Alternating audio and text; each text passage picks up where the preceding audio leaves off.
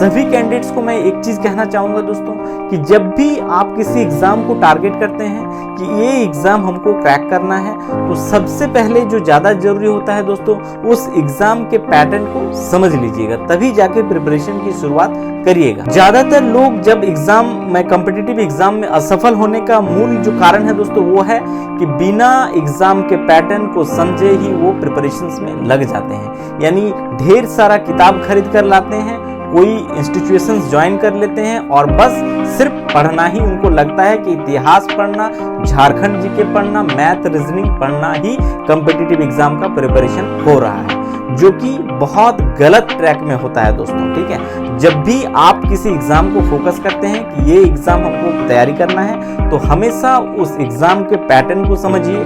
ठीक है, previous year को क्वेश्चंस को देखिए, तभी जाकर तैयारी की शुरुआत करिए। नमस्कार दोस्तों, आप सभी का हमारे चैनल में दोस्तों एक बार फिर से स्वागत है। दोस्तों आज की इस वीडियो में हम बात करने वाले हैं कि आरआरबी में एएलपी की जो वैकेंसी आया है, यानी दोस्तों असिस्टेंट लोको पायलट की वैकेंसीज आया है, उसके बारे में चर्चा करूंगा।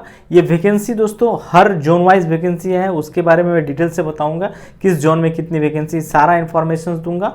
और ये भी बताऊंगा दोस्तों कि एएलपी में सिलेक्शन होने के क्या प्रोसेस है, रिक्रूटमेंट प्रोसेस, साथ ही आपका जो सिलेबस है, किस टाइप के क्वेश्चन पूछे जाएंगे, वो सारा जानकारी मैं आपको इस वीडियो में दूंगा। एलिजिबिलिटी क्राइटेरिया, क्या योग्यता होना चाहिए, क्या क्वालिफिकेशन, एज लिमिट, सारा डिटेल्स दोस्तों आपको मिल जाएगा इस वीडियो में।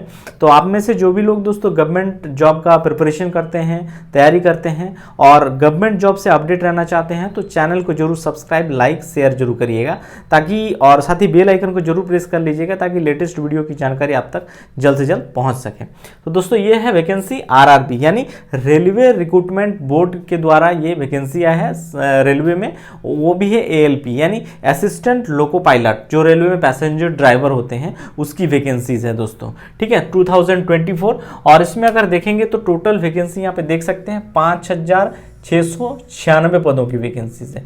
यानी अगर देखेंगे तो एक बड़ी वैकेंसी है दोस्तों। अगर देखेंगे 2024 में, इससे पहले 2018 में नोटिफिकेशन आया था, फिर अगर देखेंगे तो एक बड़ी वैकेंसी आपको देखने को मिलेगा 5696 सिर्फ और सिर्फ एएलपी में। ठीक है, अब देखिए इसके लिए 5696 क्वालिफिकेशन क्या होना चाहिए देख लीजिए। 10th पास मांगा गया है दोस्तों, 10th विथ आईटीआई।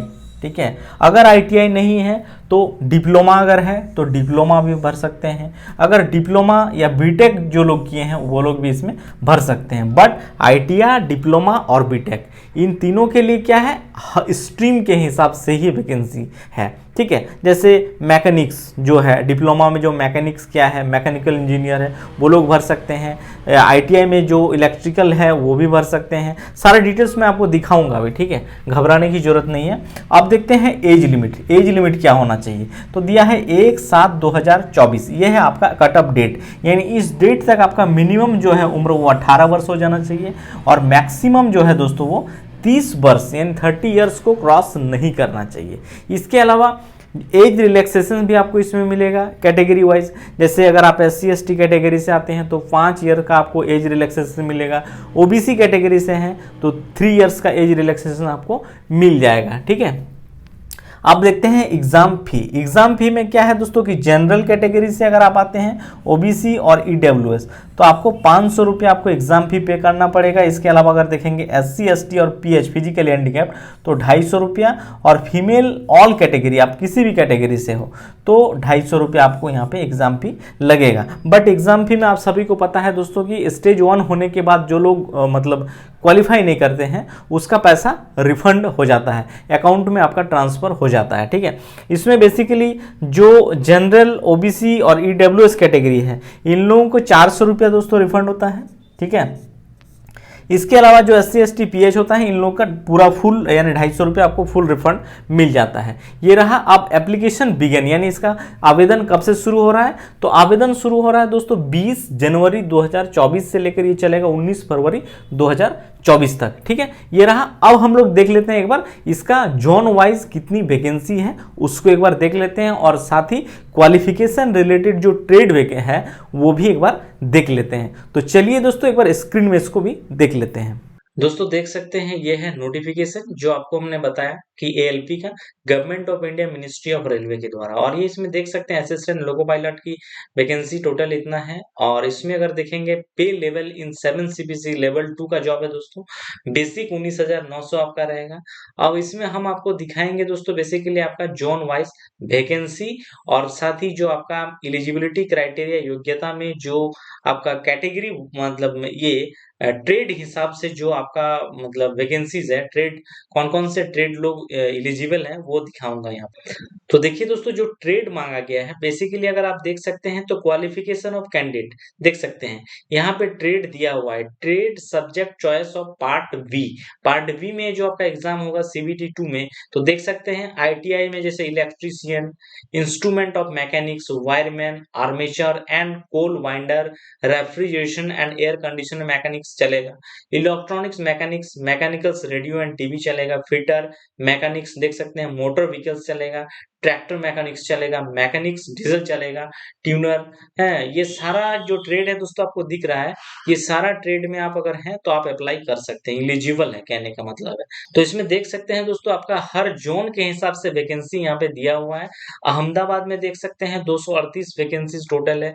इसी प्रकार अजमेर में देखेंगे तो 228 है, बेंगलोर में 473 है, भोपाल में देखेंगे तो WCR एंड वेस्टर्न रेलवे जो है इसमें से अगर देखेंगे तो आपका मिलेगा 419 और 65 दिखने का मिलेगा। भुवनेश्वर में देख सकते हैं 280 और बिलासपुर में अगर देखेंगे तो सबसे ज्यादा जो 5,996 पदों की वैकेंसीज है, इसमें सबसे ज्यादा वैकेंसी बिलासपुर में है दोस्तों, 1192 पदों की वैकेंसी है। इसके अलावा चंडीगढ़ में देख सकते हैं 66 वैकेंसीज है, चेन्नई में 148, गोरखपुर में 43। तो आपको जो नियरेस्ट लगता है या बहुत लोग हैं कि कम कटअप को देख के भी वैकेंसीज को अप्लाई करते हैं जोन वाइज, तो वो भी आप कर सकते हैं। ठीक है, कोलकाता में देखेंगे eastern railway and south eastern में तो 254 और 91 वैकेंसीज है। मालदा में देखेंगे तो 161 और 56 दोनों मिलाकर ईस्टर्न रेलवे एंड SER में, साउथ ईस्टर्न रेलवे में। और मुंबई में तीनों में देखेंगे तो देख सकते हैं 26, 110 और 411 सेंट्रल रेलवे में। मुंबई सेंट्रल में देखेंगे तो 411 है।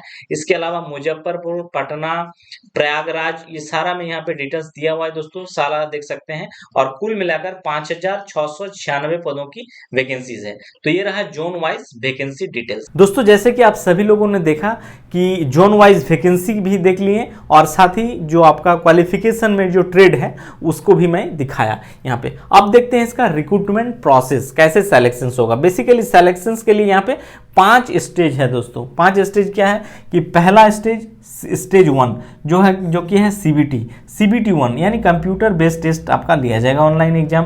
फिर सेकंड स्टेज देखेंगे तो ये भी CBT 2 रखा गया है। ठीक है, यहाँ पे भी कंप्यूटर बेस्ड एक टेस्ट लिया जाएगा। और तीसरा स्टेज जो है वो है CBAT कहने का मतलब है दोस्तों कि कंप्यूटर बेस्ड एप्टीट्यूड टेस्ट। चूंकि ALP की वैकेंसी है तो इसमें एक एप्टीट्यूड टेस्ट होता है। ठीक है, इसको साइको टेस्ट भी कहते हैं, एक तरह से साइकेट्रिक टेस्ट होता है CBAT। फिर होता है DV डॉक्यूमेंट वेरिफिकेशन होगा, और MEME देन मेडिकल एग्जाम। आपका मेडिकल यहाँ पे बहुत अच्छे से जांच परखा जाता है दोस्तों रेलवे की वैकेंसीज में। खासकर ड्राइवर है तो आपका आई जो है वो एकदम बहुत ही बारीकी से चेक होता है, आपका आंख। ठीक है, कंप्लीटली 6/6 होना ही चाहिए, वरना ड्राइवर में ALP में तो आप अलाउड नहीं होंगे, ये डेफिनेटली है। ठीक है, तो ये रहा। अब देखिए स्टेज 1 जो होगा दोस्तों कंप्यूटर बेस्ड टेस्ट, जो कि एक ऑब्जेक्टिव टाइप के परीक्षा होते हैं। और इसमें अगर देखेंगे तो 60 मिनट का यानी 60 मिनट का आपका एग्जाम होगा, और उसमें 75 क्वेश्चंस पूछे जाते हैं जो कि एक एक नंबर के होंगे। और टोटल अगर देखेंगे तो 75 यानी 75 मार्क्स के आपके एग्जाम लिया जाएगा।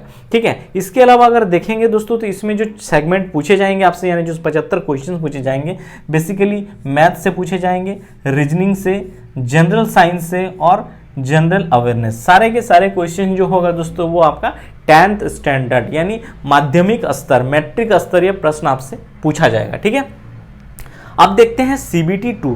देखिए CBT 1 में जो लोग क्वालिफाई होंगे वही लोग को CBT 2 में बुलाया जाता है। और CBT 2 जो होता है दोस्तों बेसिकली इसको 2 पार्ट में डिवाइड किया गया है।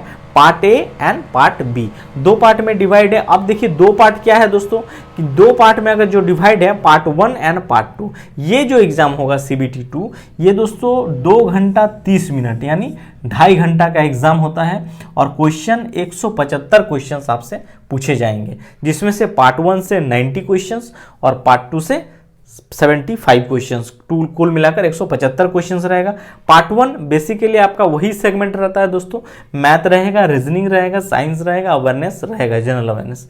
और पार्ट 2 जो होता है पार्ट बी, जो कि 60 मिनट का होगा और 75 क्वेश्चन पूछा जाएगा, ये बेसिकली क्वालिफाइंग नेचर का होता है और इसमें आपके ट्रेड बेस्ड क्वेश्चंस पूछे जाते हैं। जैसे अगर आप डिप्लोमा में मैकेनिकल में इंजीनियरिंग किए हैं तो मैकेनिकल जो आपका ट्रेड है सब्जेक्ट उससे क्वेश्चंस आपका पूछा जाएगा। ITI में जो लोग इलेक्ट्रिकल में किए हैं वहां से क्वेश्चंस पूछा जाएगा।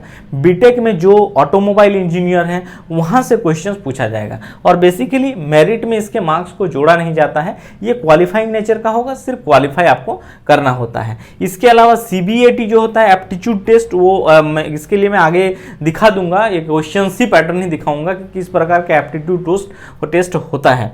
इसके अलावा DV आपका डॉक्यूमेंट वेरिफिकेशन होगा और उसके बाद मेडिकल एग्जाम होता है दोस्तों, ठीक है, यानी मेडिकल आपका शारीरिक परीक्षण होता है वहाँ पे, ठीक है। आई टेस्ट होगा, कलर ब्लाइंडनेस होगा, इसके अलावा शारीरिक जांच जो होता है दोस्तों वो सारा चीज़ यहाँ पे टेस्ट किया जाएगा। तो ये रहा दोस्तों RRB LP में जो वैकेंसी आया है 2024 में, उसके बारे में बताएं। आगे मैं एक वीडियो लेकर आऊँगा जिसमें ALP का प्रीवियस जो कट ऑफ रहा है, प्रीवियस ईयर के क्वेश्चंस जो पूछे जा गए हैं, वो सारे वीडियो में आगे एक एक करके लेकर आऊँगा। तो ये वीडियो और ये जानकारी दोस्तों आप सभी को अच्छा लगा हो तो चैनल को जरूर सब्सक्राइब, लाइक और शेयर जरूर करिएगा। Thank you.